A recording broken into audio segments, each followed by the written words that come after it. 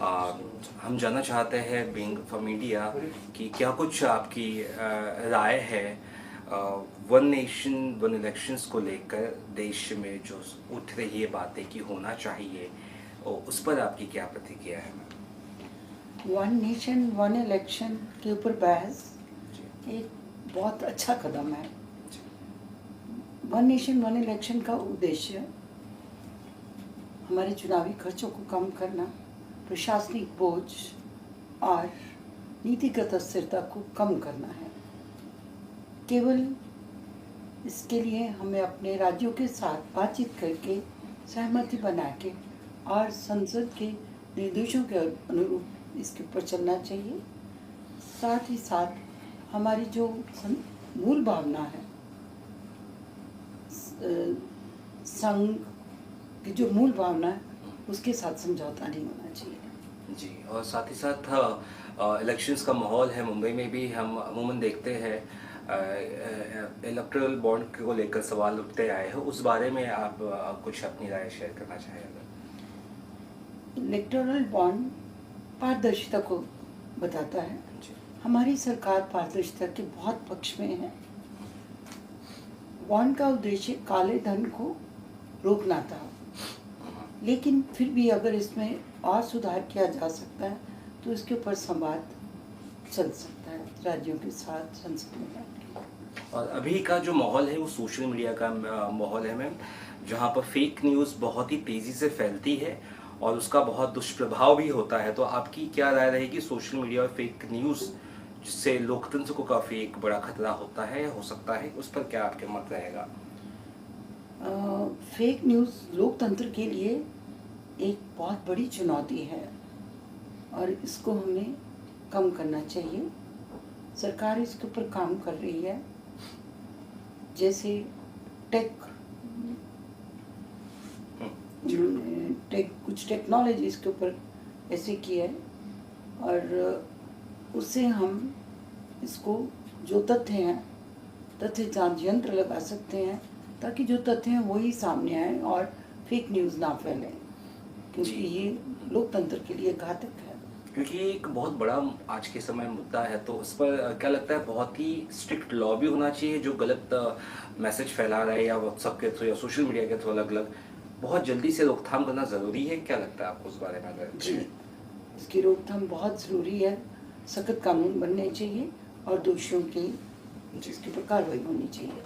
और साथ ही साथ आपसे ये भी जानना चाहूँगा, आजकल कई सारे जैसे सीबीआई है, आईटी है, ईडी है, इन पर अमूमन सवाल उठते हैं कि ये कहीं ना कहीं किसी पक्ष में है या सरकार के फेवर में है। ये भी बहुत सवाल उठते आए हैं, इस बारे में आपकी क्या मत है? स्पेशली अपोजिशन पार्टी ये सब सवाल ज़्यादा उठाती है। सीबीआई या आईटी ये सब स्वतंत्र संस्थाएं हैं। ये कानून के दायरे में रहकर स्वतंत्र रूप से काम कर रही हैं। इसका उद्देश्य सिर्फ, मुझे लग रहा है सरकार का उद्देश्य भ्रष्टाचार को कम करने के लिए ये संस्थाएं काम कर रही हैं, ना कि कोई सरकार इससे प्रतिशोध ले रही है। तो ये न्यायिक रूप से न्याय के दायरे में रहते हुए ही काम करते हैं और न्याय की निगरानी इसके ऊपर है। जी। और जहाँ तक कोर्ट की बात करें, कोर्ट में काफ़ी केसेस सालों सालों से पेंडिंग होते हैं। ऐसे में फास्ट ट्रैक कोर्ट को लेकर भी बहुत सवाल उठते हैं कि बहुत सारे ऐसे केसेस अभी भी है जिसे फास्ट ट्रैक कोर्ट में डालना चाहिए। तो उस बारे में आपका क्या मत है, आपकी क्या धारणा है? शुरू में ये कहा जाता है देर से न्याय मिला वो अन्याय के बराबर है। जी। तो पेंडिंग को हमें जहाँ तक हो सके कम करना चाहिए। उसके लिए ई कोर्ट रखे गए हैं, फास्ट ट्रैक कोर्ट रखे गए हैं, ताकि जल्दी से आपके, और आजकल तो सरकार ने जजों की नियुक्ति की है कि जल्दी से आपको न्याय मिल सके। एक और एडीआर शुरू किया कि आप वैकल्पिक विवाद संवाद कर सकते हैं, उसे समाधान निकाल सकते हैं ताकि आपको जल्दी से जल्दी न्याय मिले। तो आपको ये लगता है कि बहुत बड़े तौर पर फास्ट ट्रैक कोर्ट्स बनने चाहिए, जैसे आपने भी कहा अन्याय के बराबर ही है अगर लेट डिसीजन मिलता है, तो क्या एक बहुत तेज़ी से सब डिसीजन होने चाहिए बहुत आगे, ताकि ज़्यादा से ज़्यादा लोगों को इसका मतलब फ़ायदा मिल सके? क्या कहेंगे उस पर आप? जी, क्योंकि जितनी जल्दी उनको न्याय मिलेगा उतना अपराध कम होगा। जी। तो इसलिए ये कोर्ट और फास्ट ट्रैक कोर्ट बनने चाहिए। जी। और देश हमारे युवाओं का देश है, 65% के ऊपर जो युवा है हमारे देश में, वो नौकरी के लिए परेशान होते हैं, और हम ये भी सुनते हैं कि बहुत मेहनत करके वो किसी पढ़ाई के लिए, किसी एग्ज़ाम के लिए तैयारी करते हैं सरकारी नौकरी के लिए, बाद में पेपर लीक हो जाता है, एग्ज़ाम डिले हो जाता है। ऐसे में एक जो ये देश का युवा है वो बहुत भटका हुआ, बड़ा परेशान, बड़ा फ्रस्ट्रेटेड है। उस पर आपकी क्या प्रक्रिया रहेगी? पेपर लीक होना ये भी एक बहुत गंभीर समस्या है और इसका समाधान सरकार को पूरे तौर से ढूंढना चाहिए। नंबर एक, हमारे कानून इतने सख्त होने चाहिए।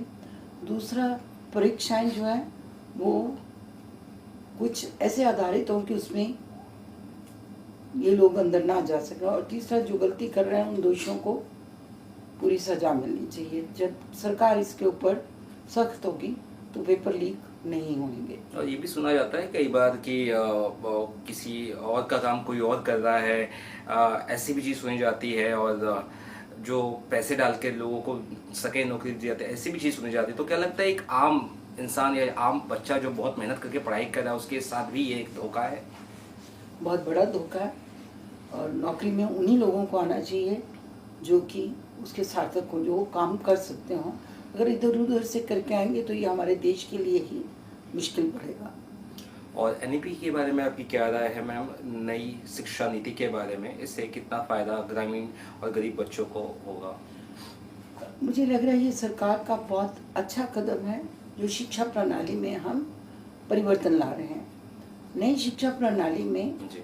इनका उद्देश्य या लक्ष्य जो है उसको समावेशी और कौशल आधारित बनाना है। कौशल आधारित से उनको बाद में काम आसानी से मिल सकता है। और महिलाओं के खिलाफ जो अपराध बढ़ रहे हैं, ऐसे में क्या लगता है स्पेशली उनके लिए फास्ट ट्रैक कोर्ट्स बनाने चाहिए और जल्द से जल्द सज़ा उन्हें, दोषियों को मिलना चाहिए? Strict law has to be there. क्या कहना चाहेंगे इस बारे में? सरकार ने महिला सुरक्षा के लिए इसको अपनी एक प्राथमिक कार्य में रखा है। वो जल्दी से जल्दी सब तरह की सुरक्षा देना चाहते हैं।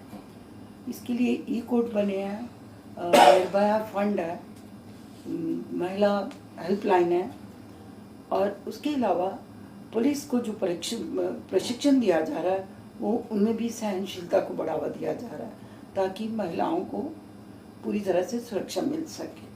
और क्या लगता है बच्चों के ऊपर भी जो अत्याचार होते हैं आजकल, ये भी सुनने में काफ़ी कुछ आ रहा है, जो 18 साल की उम्र कम है, या उन सबको लेके भी क्या सख्त कानून निर्देश होने चाहिए?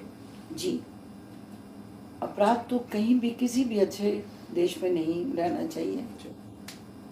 कानून बनना बहुत ज़रूरी है। और महिला आरक्षण विधेयक लागू करने की समय सीमा क्या है और क्या उस पर आपकी प्रतिक्रिया रहेगी? महिला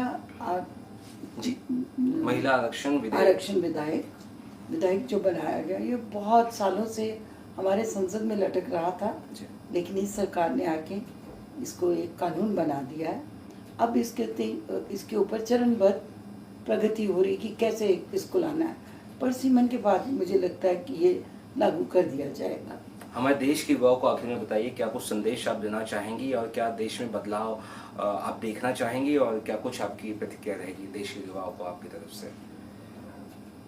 देश के युवाओं को प्रगतिशील होना चाहिए, और मुझे लग रहा है कि बहुत सारे देशों में डिप्रेशन जो आ रही है वो तभी कम होगी अगर हमारे बच्चे सेहत से भी मजबूत होंगे और मन से भी मजबूत होंगे। धन्यवाद।